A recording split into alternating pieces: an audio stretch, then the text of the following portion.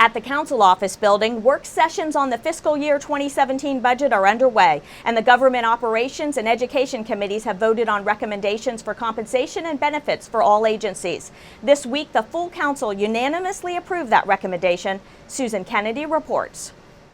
Good morning. Good morning. The county executive's recommended budget for fiscal year 17 is close to $5.3 billion. 57% of that is to pay the salaries of county employees. Careful consideration is being given to the requests of various organizations that represent most county employees.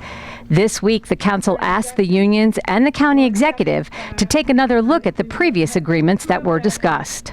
We're really focused laser-like on how we can improve service to our community, how we can address the class size issues and the achievement gap issues out there, and just raising taxes to pay for more compensation is getting our residents nowhere in that regard. It's very clear that we're going to have to raise revenues to be able to provide the capacity to not just the school system but all other departments to address a lot of these issues. And I'm referring to issues such as a rise in poverty, for example. I'm talking about the fact that every year we went over the projections for the students who were coming into MCPS.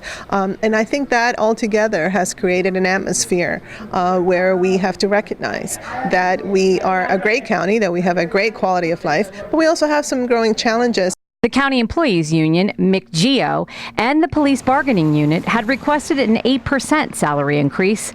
Instead, the committee recommended 4%. For Fire and Rescue, the proposal from the committee was also 4%. Council members have also asked MCPS and Montgomery College to revisit their salary requests. And I will say it is very unprecedented that so far the tone of conversations between the players has been thoughtful. I am very optimistic that in the next couple of weeks we will work our way through this in a way that where we're asking everyone to contribute to the solution of our future as a county.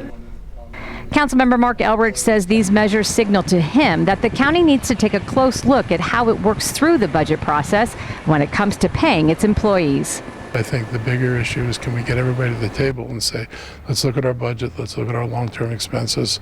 I'm going to be proposing that we do what they've done in Prince George's County. They've got a sustainability committee where you bring people in the community, the business community, labor community, all to the table and sit down and start mapping out a way forward that's sustainable. I'm not sure that the way forward right now is sustainable. In Rockville, I'm Susan Kenedy for County Report This Week.